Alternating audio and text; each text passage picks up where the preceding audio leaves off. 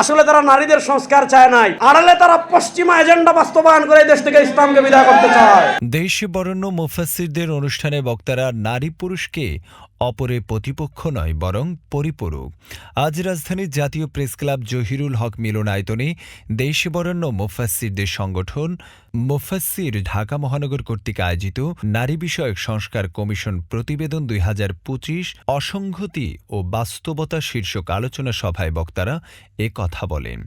যেই দেশ মাদ্রাসার দেশ, যেই দেশ আলেম ওলামা পীর মাশায়েখদের দেশ, সে দেশে এই নাস্তিক্যবাদী কৃষ্টি কালচার, নাস্তিক্যবাদী উন্নয়নের নামে নারীদেরকে অধপতন হতে দেওয়া যাবে না, যাবে না, যাবে না। মদিনাতুল উলুম কামিল মাদ্রাসার মুহাদ্দিস ডক্টর আবুল কালাম আজাদ বাশারের সভাপতিত্বে অনুষ্ঠানে আলোচনায় প্রধান অতিথি হিসাবে উপস্থিত ছিলেন বাংলাদেশ সুপ্রিম কোর্টের অবসরপ্রাপ্ত বিচারপতি শহীদুল ইসলাম, বিশ্ববরেণ্য ইসলামিক স্কলার ও বাংলাদেশ ইসলামিক বিশ্ববিদ্যালয়ের প্রতিষ্ঠাতা চেয়ারম্যান আল্লামা সৈয়দ কামাল উদ্দিন আবদুল্লাহ জাফরি, মানারাত ইন্টারন্যাশনাল ইউনিভার্সিটির উপাচার্য অধ্যক্ষ ড মোহাম্মদ আব্দুর রব ও কর্নেল হাসিবুর রহমান বীর প্রতীক।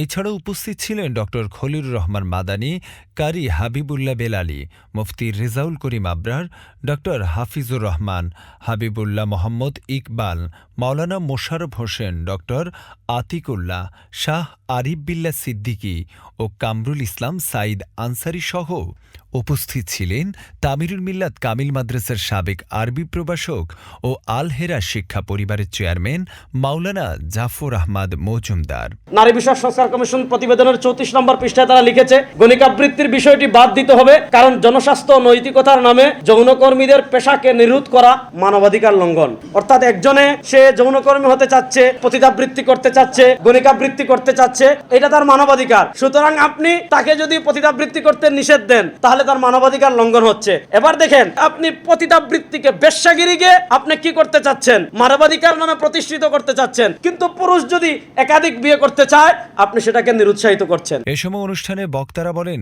আল্লাহ তাআলা নারী ও পুরুষকে একে অপরের পরিপূরক করে সৃষ্টি করেছেন, প্রতিপক্ষ করে নয়, বরং প্রত্যেককেই নিজস্ব অঙ্গনে দিয়েছেন সীমাহীন মর্যাদা।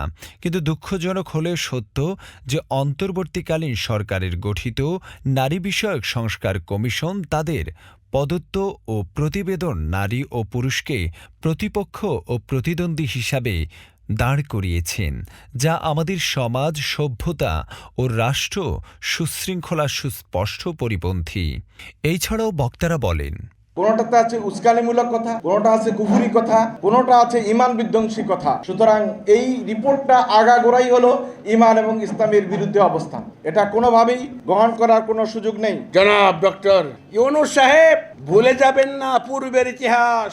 আপনাকে কষ্ট দেওয়ার জন্যে লিফট বন্ধ করে ৮ তলার উপরে উঠিয়েছে আপনাকে। আপনার বিরুদ্ধে যেই সমস্ত মামলা ছিল, রেহাই পাওয়ার কোনো পথ আপনার ছিল না।